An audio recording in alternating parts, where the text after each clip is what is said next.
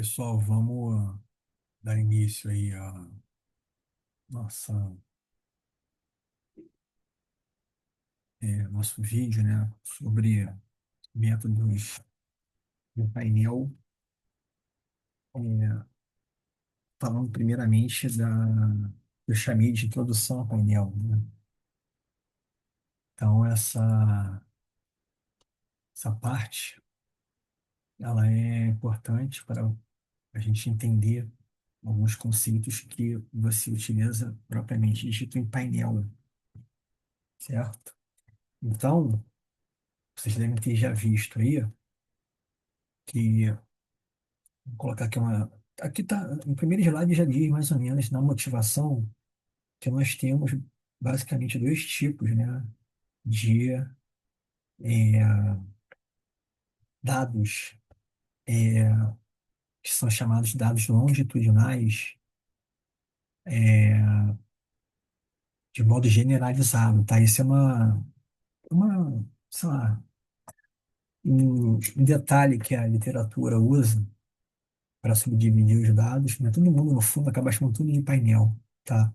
Mas, assim, formalmente, forma bem precisa, existem os dados que são chamados de pooling independente, é esse aqui, de cross sections, certo? Que é o que basicamente você pega e você quer, obviamente, estudar a mesma coisa. Você quer estudar, por exemplo, o efeito de, por exemplo, que a gente vai ver aqui, né? Você tem vários municípios em vários estados e você quer entender se a instalação de algum, alguma coisa que cause uma externalidade negativa afeta os preços das casas desse município. Então, casas mais longe, mais distantes eh, dessa construção, por exemplo, um lixão, ou então, sei lá, alguma coisa que cause. Pode ser positiva também, né? Qualquer externalidade. Então, pode ser um lixão, pode ser uma pracinha, pode ser uma escola, alguma coisa que você é, seja proveniente de uma política pública, por exemplo, adotada pelo prefeito, aí você quer entender se isso afeta o preço. Então você pega o quê?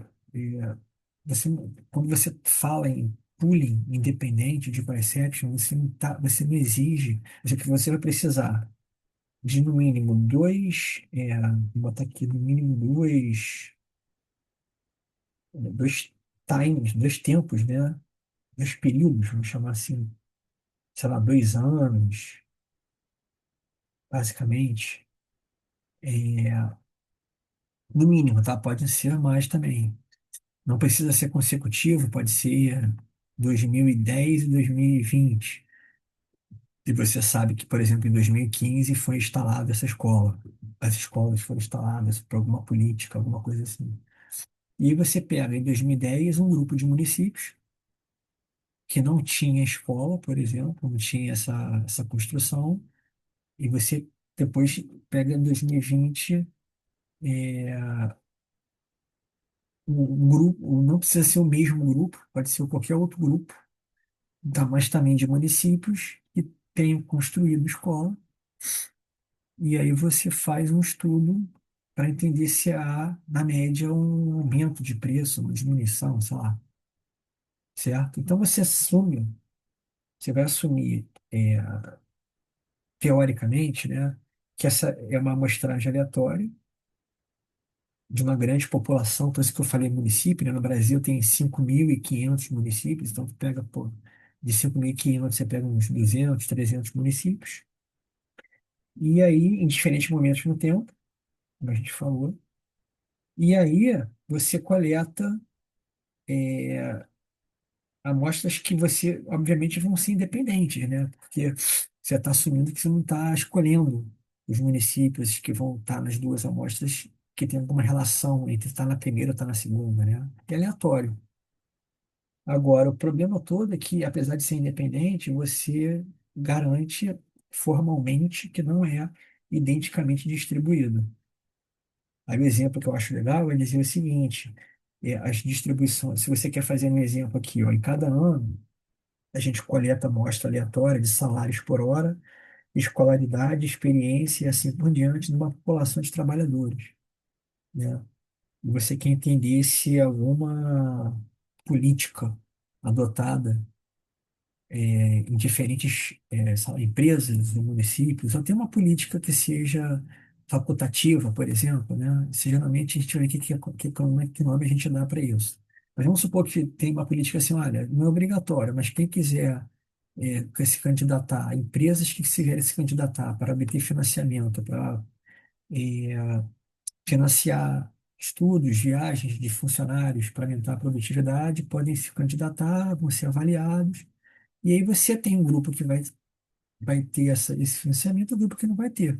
Aí você pode fazer um estudo aleatório, tem um desconhecido para saber se quem adotou política de financiamento, se teve melhora na produtividade, alguma coisa do tipo. Então você tem, né? O problema de ser independente, a gente já falou, o problema não, a vantagem de ser independente, mas não é identiamente distribuído porque os salários e a escolaridade elas vão mudar, né, ao longo do tempo. Então a distribuição, pensa assim, o que que é distribuir? É você ter a mesma quantidade relativa de empresas por cada classe. Lembra lá de estatística um lá, descritiva? O que que é classe? Você separa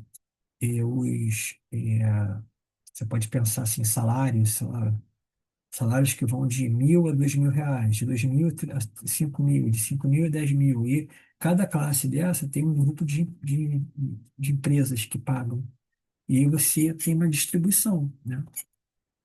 Cada grupo tem um número, você divide pelo total, você tem uma frequência, isso que no fundo vira uma distribuição. Como isso muda com o tempo, você não tem como garantir que essas amostras independentes sejam identicamente distribuídas, né? Certo? Então, esse é o primeiro caso que a gente estuda.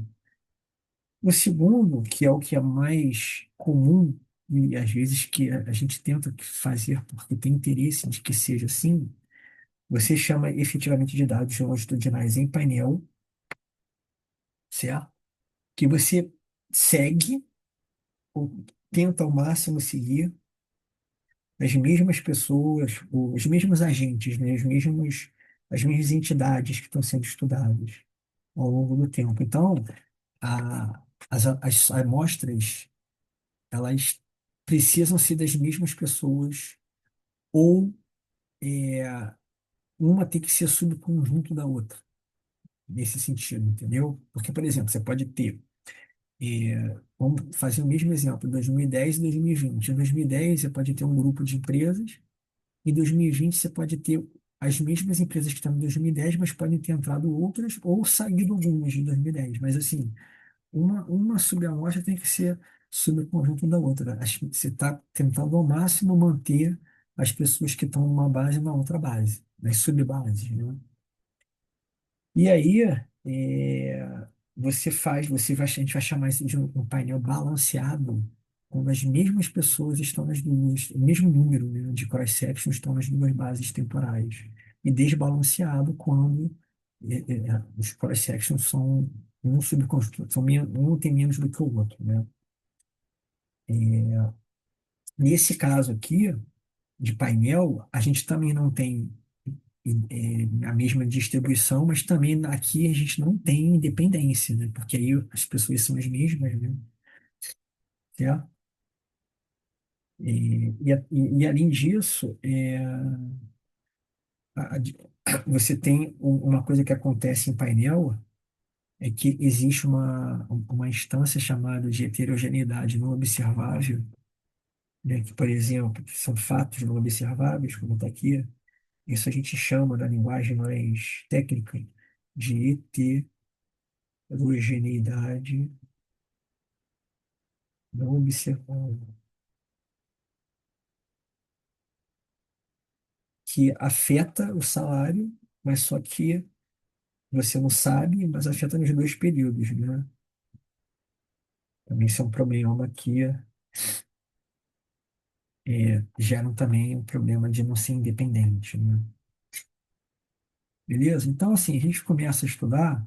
Esse primeiro caso, que será um pooling, que é mais fácil de entender, você combina, então, de novo, né, amostras da mesma população, diferentes momentos no tempo, e aí você consegue obter estimadores mais precisos e estatísticas de teste com maior poder. O que que é maior poder? Você comete menos erro tipo 2, certo? Você rejeita, você não rejeita errado menos vezes, né? Isso que é a potência de um teste. Lembra que a potência é o poder de um teste? Potência, poder de um teste é um menos a probabilidade de cometer um erro tipo 2. E o erro tipo 2 é o quê? É você não rejeitar a nula, sendo a nula falsa. Quer dizer, você não rejeita errado, né? Beleza? Então, o que que eles pensam assim? No fundo, né, o pooling, ele não está muito preocupado com a evolução temporal. Esse que é a grande sacada aqui. Por isso que a galera não usa muito, não chama de painel, assim, porque o painel, ele tem essa característica, né? Você quer que o tempo seja uma variável de interesse para você tentar ver se a relação muda no tempo, certo? Essa que é a ideia. O tempo tem um fator de impacto na tua análise. Aqui não, aqui, como podem ser pessoas totalmente diferentes nos dois subgrupos, você só faz basicamente isso para você ter mais base de dados. Você ficar com um grande cross-section, entendeu? Então, assim, você pega dados de 78, como ele vai botar aqui, de 84, sei lá, 80 e pouco, só para juntar e você dobrar a amostra, ou triplicar a amostra, sei lá. E aí você tem mais chances de ter propriedades de grandes amostras. É basicamente isso. Então, o que quer dizer isso? O estimador é mais preciso, porque a gente sabe que quanto maior a amostra, você pode provar que, sob certas condições, você tem consistência dos estimadores. E o poder do teste também aumenta. Então, você rejeita errado, não rejeita, você comete menos erros, né? Esse que é o ponto, certo? Agora, para isso ser válido, né, para você transformar duas bases em tempos distintos num grande core section, você tem que assumir implicitamente que a relação entre as variáveis, né, isso aqui é uma hipótese subjacente importante que você está fazendo, né, que a relação se mantém constante ao longo do tempo. Porque senão não faria sentido, né, você ter isso, certo? Esse ponto aqui, ó, isso é bem interessante, certo? Então, é,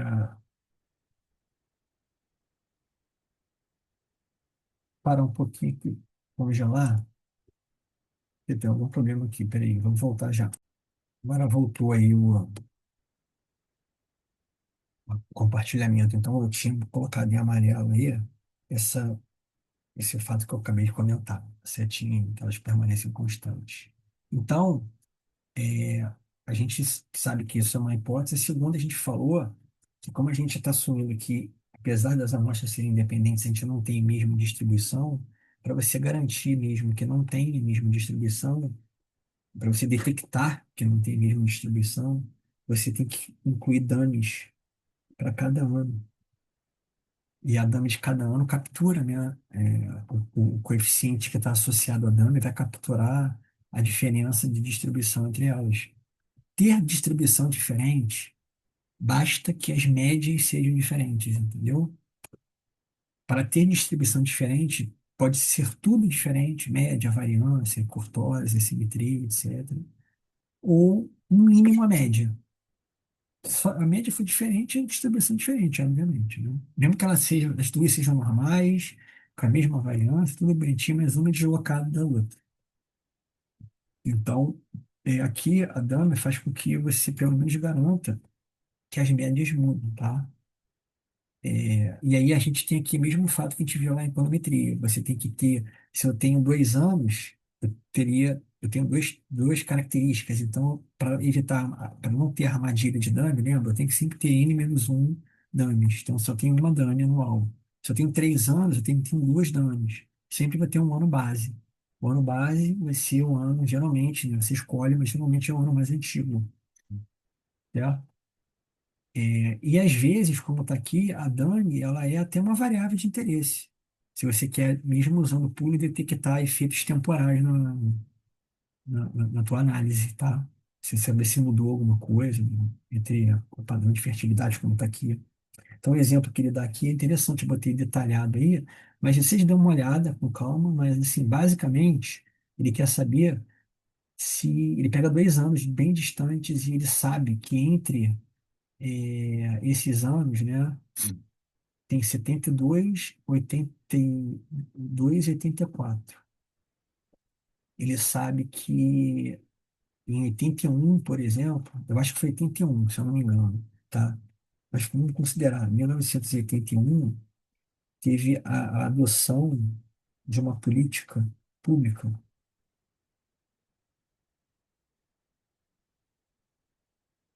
que é, sei lá,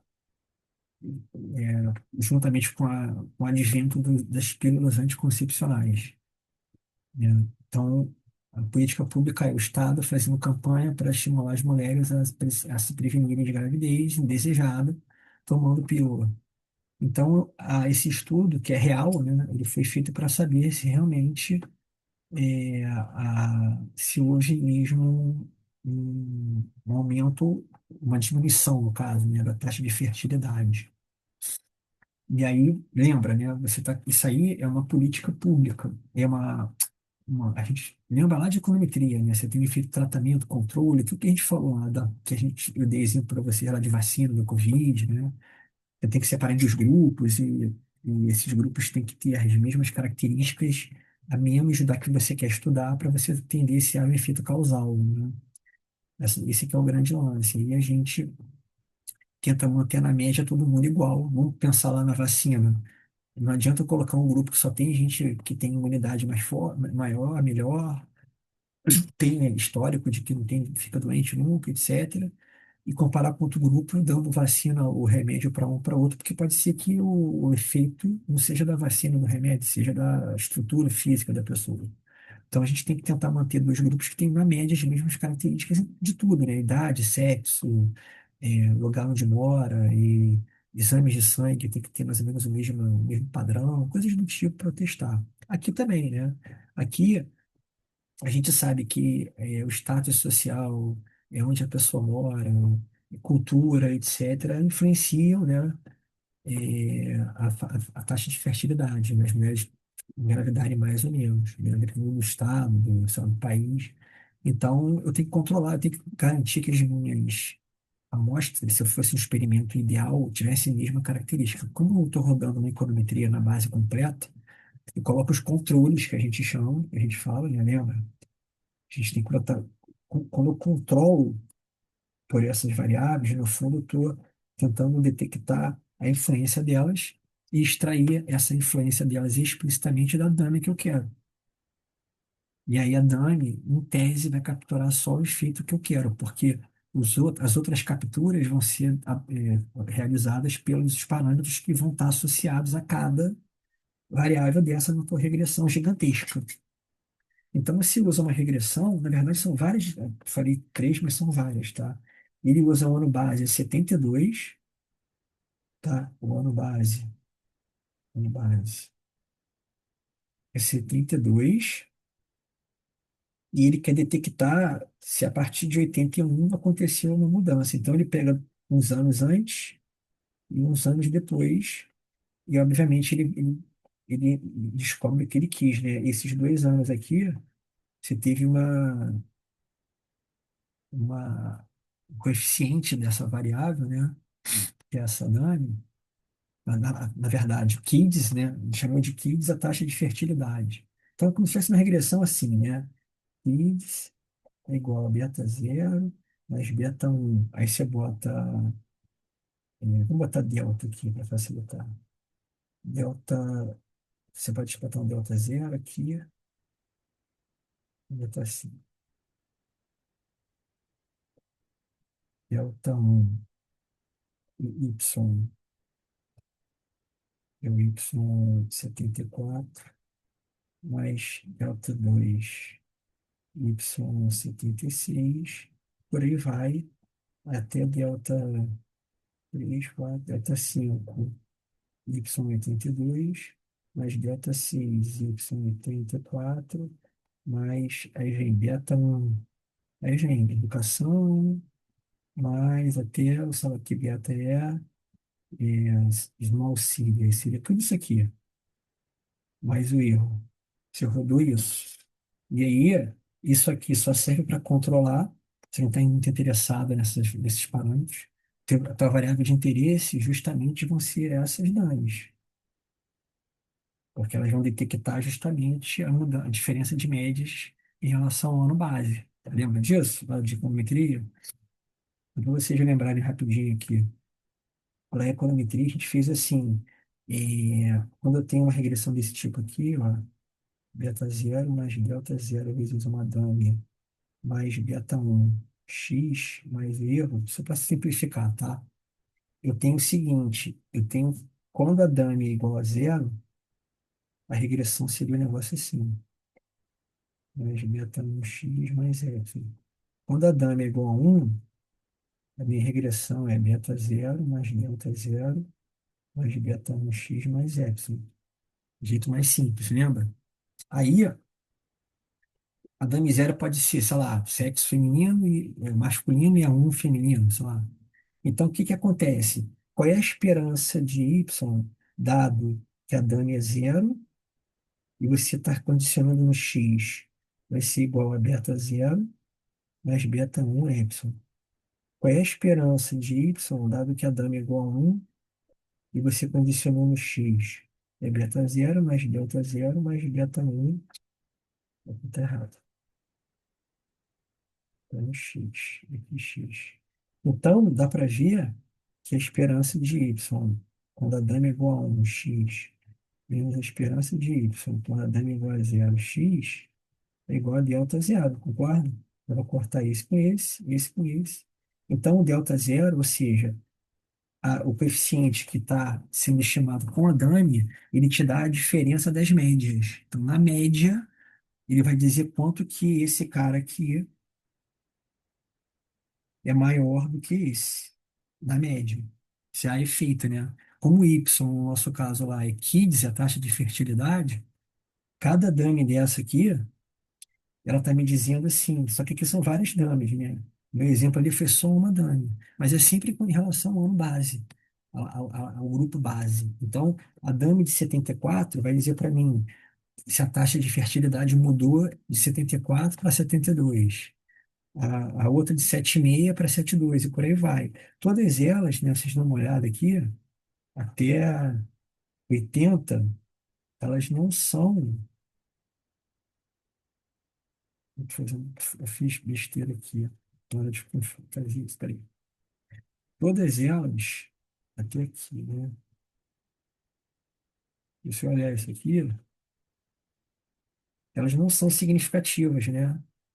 Porque se você pegar o 0,268 aqui, por exemplo, e dividir por 0,173, tá menor do que 2. Aqui também.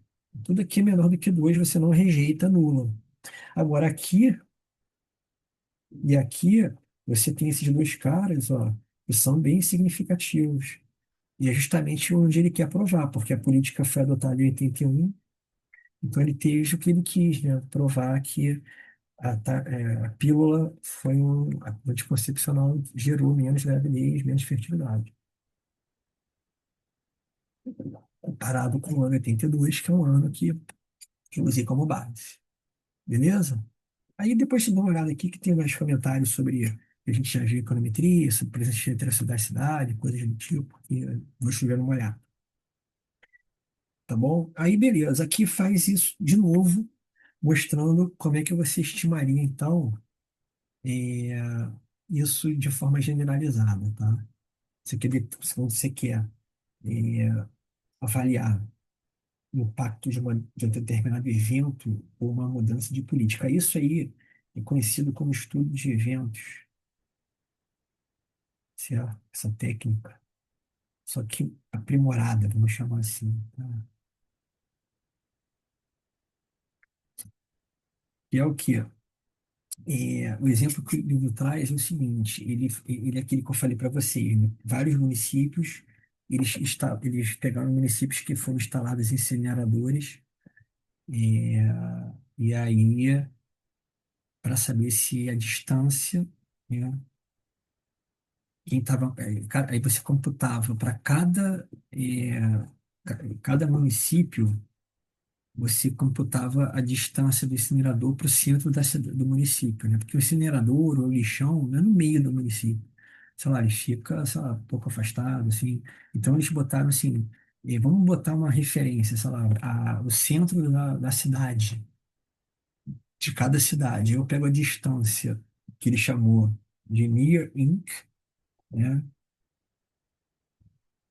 E aí ele roda essa regressão e mostra. Esse near Inc é uma variável, não é dummy, tá? Ele é a distância entre. Deixa eu ver se eu estou falando alguma coisa. Não, near Inc é isso mesmo. É a distância do incinerador, tá? A medida de estar perto ou longe. Ele usou esse nome aí. E aí ele mostra isso aí, tá? Quanto maior. Aí você pode pensar assim: quanto maior, quanto mais longe, quanto mais. Não, desculpa, near. Você tem que definir certinho, tá? O Near Inc é quanto. Deixa eu ver aqui, só para eu me lembrar.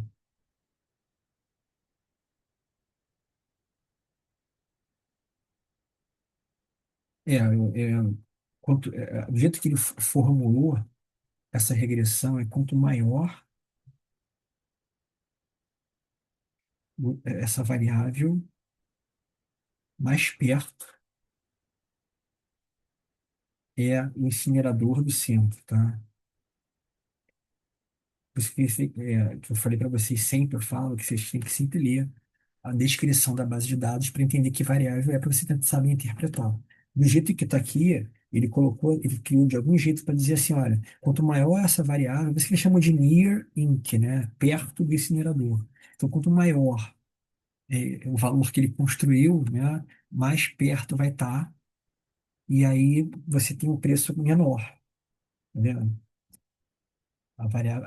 Só que aí se você fizer uma regressão um pouco ingênua e rodar somente com dados de 81, porque aqui ele assume que o incinerador foi construído em 1900, vamos assumir aqui, foi uma data por aqui, vamos assumir que foi construído em 1980, tá? 1980, foi construído. Aí ele tem dados de 78 e de 81. Aí ele sabe que a partir daqui que você ia ter. Só que aí ele roda 81 e vê, acha que 30.600, quer dizer, para cada, sei lá, distância que fica cada vez mais perto, né? Cada unidade que você aumenta, e lembra, aumentar uma unidade se torna o lixão mais perto do centro, você diminui em 30.600 o preço dos imóveis médio, né? Pensar assim. Aí você poderia falar assim, beleza, concluir que tem efeito, né? E eu concluir que 30 mil é o valor que cai, usando só os dados de 81, porque você pode pensar assim, pô, foi instalado em 80, eu vou usar 81. Só que aí, se uma pessoa rodar com 78, também achou um número negativo aqui significativo. Quer dizer, nem tinha incinerador naquela época, certo? E você acha também. Então a base de dados está o que errada, não está? Está capturando o que aqui? Então, essa que é a ideia de você adaptar o teu método de estimação usando, quando você usa Boolean, né?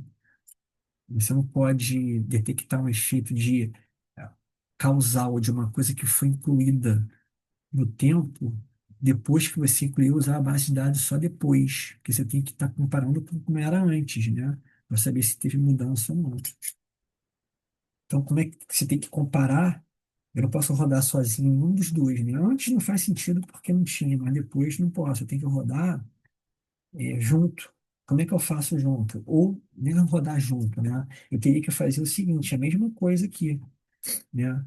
É, antes caía, de construir, o preço caía menos 18, depois menos 30. Então, na verdade, né, a variação é essa aqui, de preço, né? A diferença de quanto que cai mesmo é de 11 mil. Então, daí, como é que você faria isso de uma vez só, ao invés de você rodar separado duas regressões, né? No fundo, aqui está acontecendo o quê? É,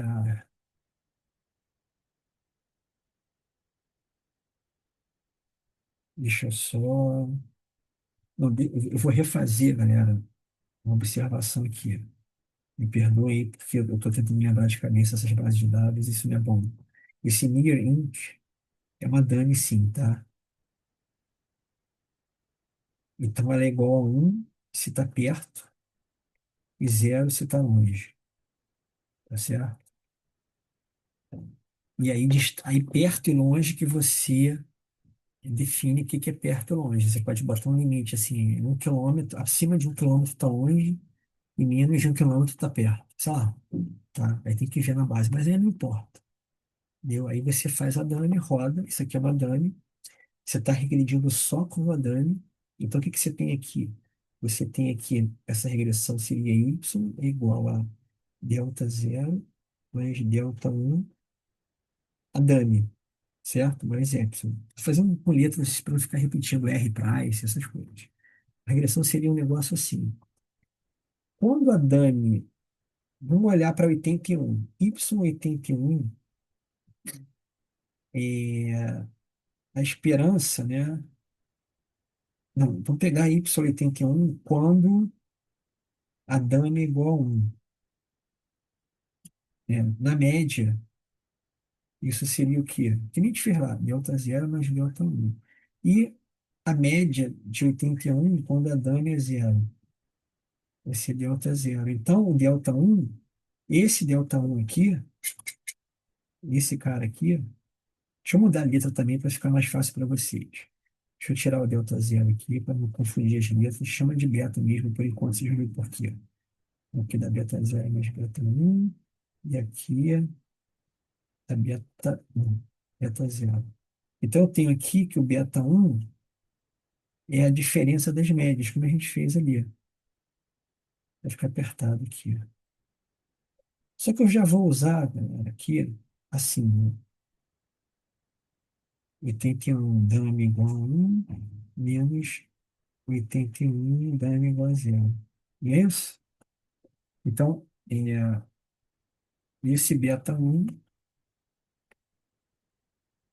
esse beta um aqui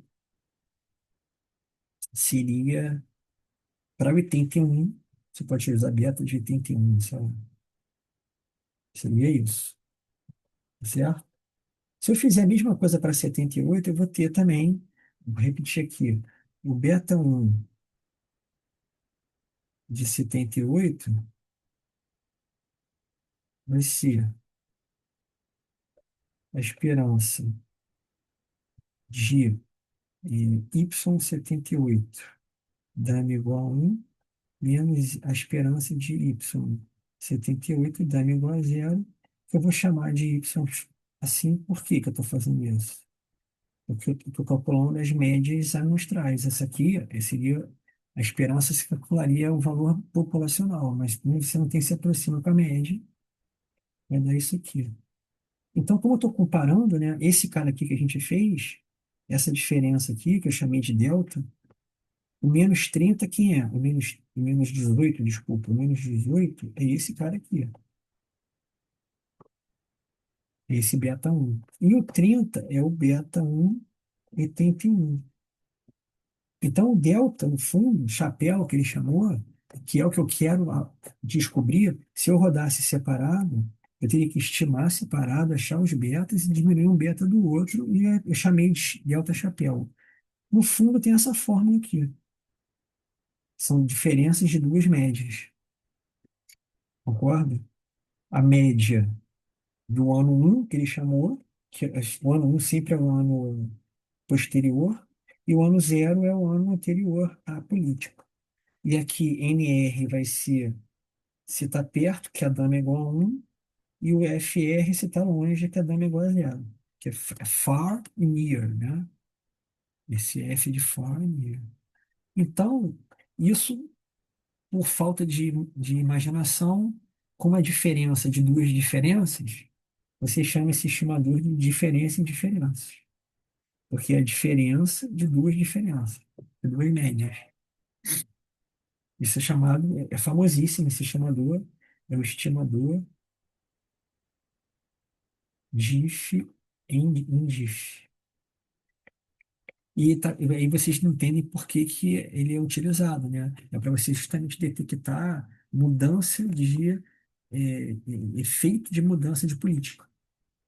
Você só consegue dizer que há um efeito causal de você adotar ou deixar de adotar uma política quando você compara antes e depois. E como é que você faz isso? Usando esse estimador aqui. Agora, o problema todo é que fazendo esse método de rodar separado, assim, né? Rodei separado, calculei, eu consigo calcular o valor de magnitude. Agora, para eu calcular se ele é significativo ou não, eu não consigo fazer direito aqui. Aí você pode fazer, entendeu-se que você podia fazer isso usando uma regressão, porque você reestima, você refaz o modelo, e aí esse modelo, você consegue mostrar que do jeito que a gente vai mostrar agora aqui, você, no modelo já sai tanto a magnitude quanto o erro padrão, você calcula a significância, que é fazendo essa especificação aqui. Olha que interessante, usando dummies de tempo agora. Então você tem uma dummy agora, que é a dummy que eu quero saber o efeito de política, só que a dummy que eu vou calcular, o delta que eu estou interessado, é esse cara aqui, que é detectado você incluindo uma dummy de tempo, após a adoção de política. Aí você tenta mostrar em casa que, com a inclusão dessa estrutura, repara que esse modelo é diferente desse, né? Esse é aprimorado, né? Você faz o quê? Essa Dani aqui permite que você mostre que esse delta 1 desse jeito estimado vai ser exatamente isso aqui. Exatamente isso aqui que a gente fez aqui. Só que a grande vantagem é que além de você achar o -11, você acha o desvio padrão e faz a estatística T. Então, por exemplo, ele fez aqui três especificações distintas usando outros controles, além do que ele quis aqui. Na verdade, que ele quis não, né? Ele usou controles para poder evitar aquilo que a gente falou de alguma variável estar influenciando e a dama capturar efeitos de outra variável. Então, você controla para você ter garantir que as médias são iguais nos outros variáveis. Então, aqui, no primeiro, ele não usou controle nenhum. Depois ele usou a idade ao quadrado, depois usou uma porção de outros controles que está lá no livro. São esses aqui. Área do terreno, tá, número de quartos, não sei o quê. Certo? Esse age é a idade do imóvel também, né? A idade dos imóveis mais velhos são mais baratos, e por aí vai. Aí repara que quando ele faz assim, olha aqui, ó, mesma coisa que a gente achou da outra vez, sem controle em 11.863, ó. Só que aqui agora ele achou o 7 mil e pouco, e você vê que não é significativo, repara. Aqui não significativo, aqui já é, e aqui também. Por isso que o controle é importante. Se você não adotasse nenhum controle, você ia fazer o método certo, que é o diff in diff, mas só que esse cara aqui está sendo poluído por não ter controle nenhum aqui. Então você acha que não tem efeito, mas tem. Quando você bota controles, você limpa a tua regressão, né? Se explicitamente considerar outras coisas, e você acha que a variável é significativa. Bem interessante, né? Enfim, é isso, galera. Você pode usar log, depois você dê uma lida aí. Se você quiser fazer essa regressão, só que ao invés de você calcular o preço bruto, você está calculando percentuais de preço, a gente já viu isso, né? O log te dá uma noção melhor, porque diz se o preço aumenta ou diminui em termos percentuais, não em valores absolutos, certo? E aí a gente usa muito isso, depois vocês dão uma lida também, isso é muito usado quando você quer estudar experimentos naturais. O que que é um experimento natural? Um experimento controlado é aquele que eu falei para vocês. Eu criei um remédio e eu estou querendo dar remédio para as pessoas tomarem para ver se o remédio faz efeito. Aí eu controlo, eu divido o grupo em dois grupos, controlo exatamente quem está nos dois grupos para serem as mesmas pessoas na média e dou para um grupo remédio, que é o grupo de controle, de tratamento, e o outro eu chamo de controle, eu dou um remédio que é só água, mas para o cara fazer o duplo cego, né? Para não ser induzido a outra coisa, e para ver se o efeito do remédio é bom ou não, tem efeito ou não. Isso é controlado. Agora, às vezes você tem experimentos que são chamados de naturais, que ocorrem naturalmente e você consegue detectar isso e fazer análises parecidas, mas de forma bem natural. Você não precisa ter um laboratório, um ambiente controlado. Você acontece na economia, no dia a dia. Então, tem vários exemplos, né? Então, quando tem uma lei, você tem assim, empresas funcionando, aí de repente sai uma lei que manda alguma, como eu falei, né?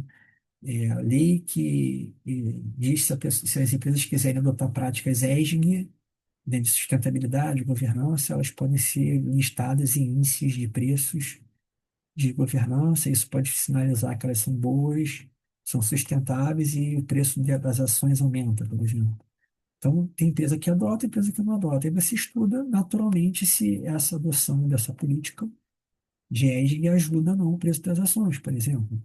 Então, isso é um experimento natural, não foi forçado, né? Você não escolhe, né? Não é você que escolhe, as empresas que endogenamente se classificam, né? Aí tá aí. E aí. Aqui mostra que é a mesma coisa. Esse aqui é o modelo, exatamente aquele que a gente botou, certo? Esse DT aqui, no nosso caso lá, seria o INC, Mir INC, e esse D2 aqui é como se fosse a nossa DAME de anos. A gente colocou lá. Só para vocês terem como exemplo, mas a estrutura é essa. E o estimador é esse aqui. Tá? A gente chama isso de efeito médio do tratamento. Também, o estimador de diff em diff, né? O estimador diff em diff. Fechado? Estou indo mais rápido que o normal justamente para só dar um guia para vocês, né? E aqui tem que ler, porque tudo que eu falei, né? E essa tabelinha também faz essa continha aqui que eu fiz. Só que para essa equação aqui, ó, fazer essa conta, tá? Para fazer isso aqui. Só que agora com uma equação um pouco maior e tem mais casos, né? Então tentem chegar nesses casos aqui. Mais casos não, mais parâmetros, né? Enfim, é isso. Aí tem esse exemplo aqui, ler também, esse exemplo é autoexplicativo.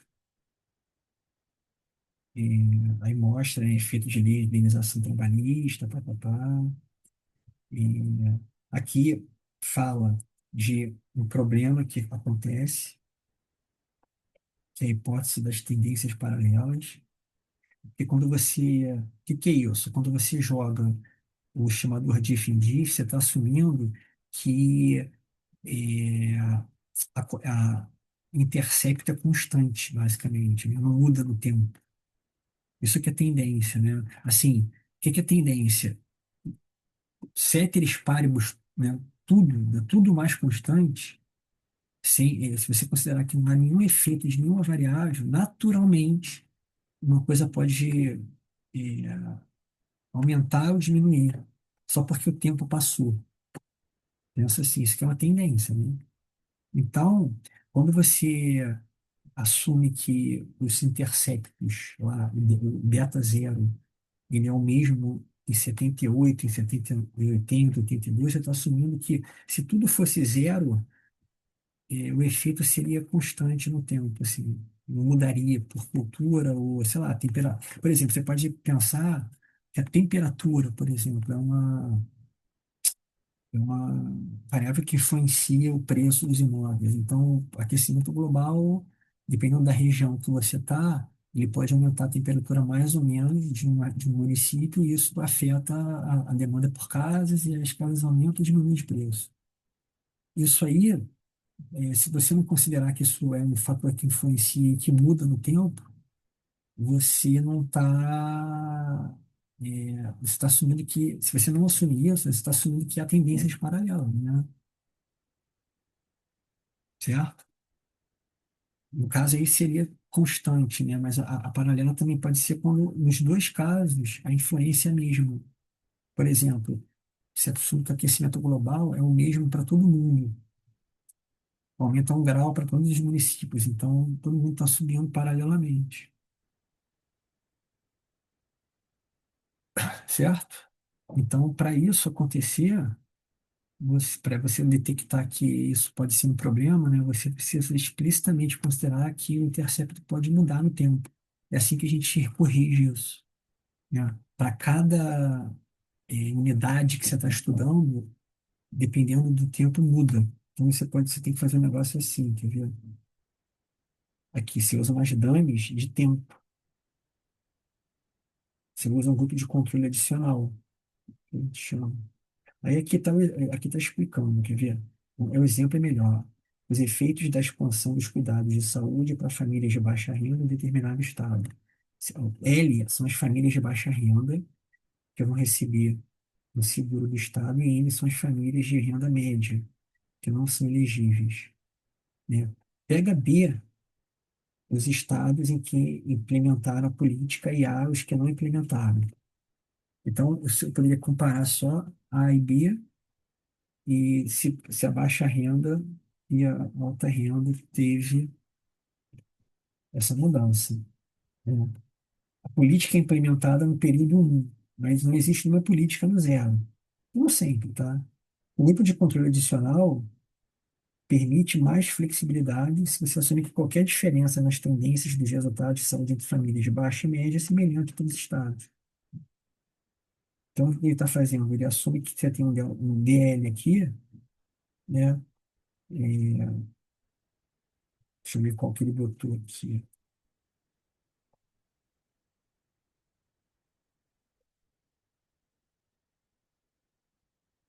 Cadê o grupo aqui que eu tô achando?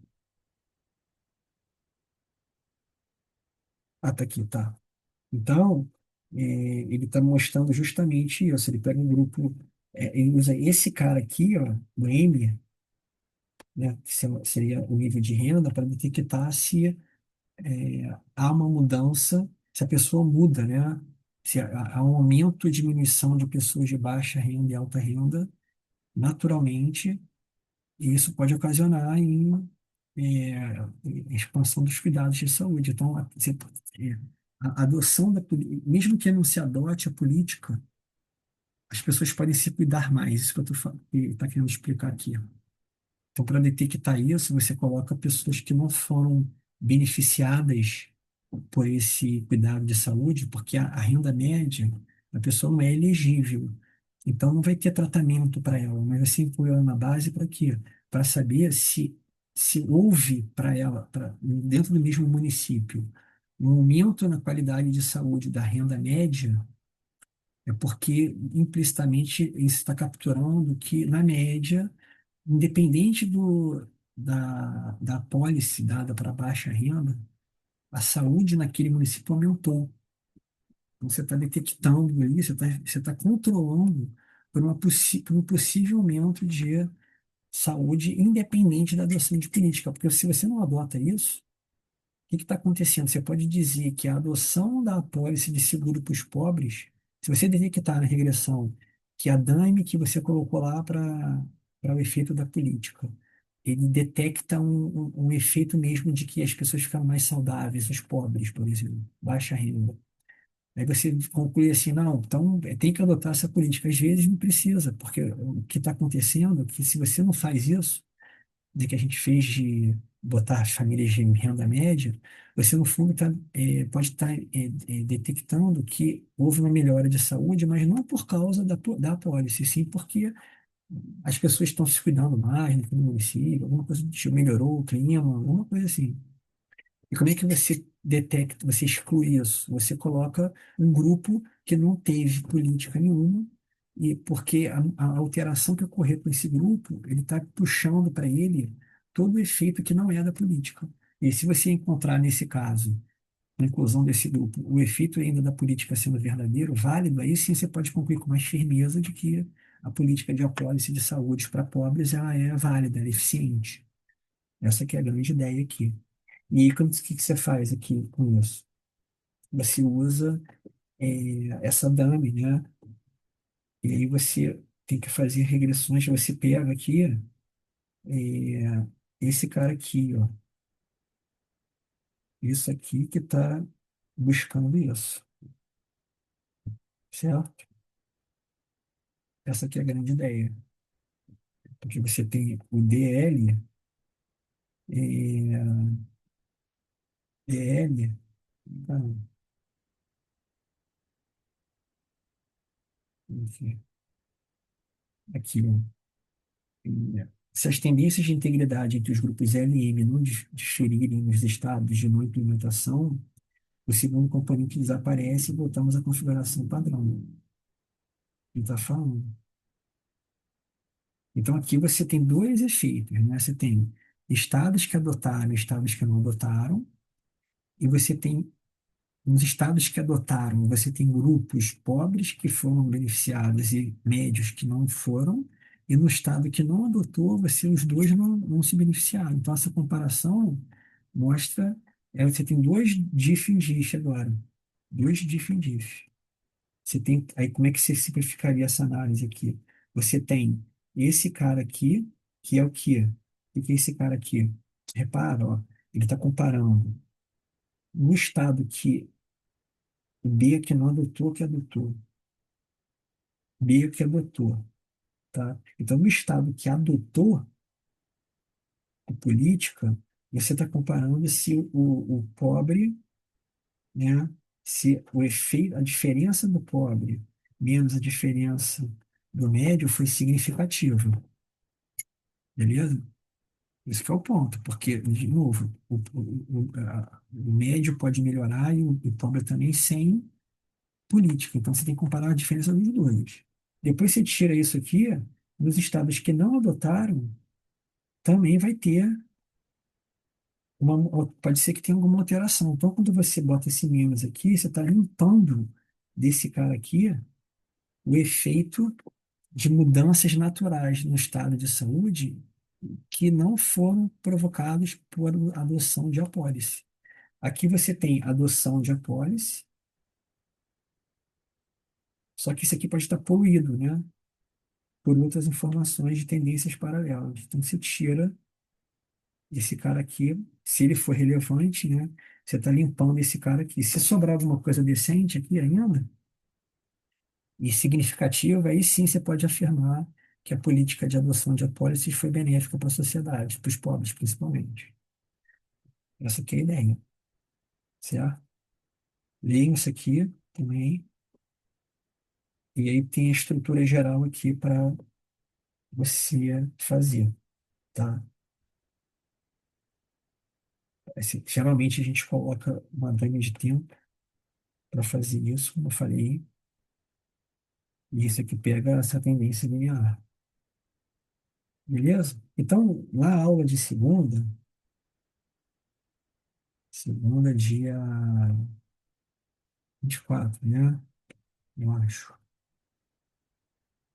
A gente vai fazer, eu vou falar com vocês um pouquinho disso aqui, mas isso aqui eu vou falar, que já é painel, é, no exercício, que eu acho mais fácil. Então, leiam isso aqui, tá bem explicado aqui, tá? A gente faz primeiro com dois períodos, para ficar bem tranquilo.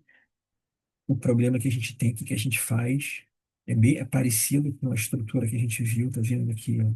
Só que você tem um problema aqui da heterogeneidade, E a gente coloca isso aqui justamente para quê? Porque não são independentes, não são, né, IND, e aí você faz o quê? Você vai rodar uma regressão, a gente vai dizer que o que a gente encontrar aqui vai ser um estimador que é famoso, tá tudo aqui que a gente usa, tá? Vou falar na hora lá com vocês com mais calma. Fechou? Então, esse é um toque só, vou dar uma orientada rápida, mas é importante que vocês tentem ler com calma e tentem fazer. Mesmo que apanhem, entre no Gretel lá, bota, clica lá, tenta pegar um manual, é assim que aprende econometria. Depois a gente vai e faz, aí fica mais fácil. Falou? Valeu, abraço a todos.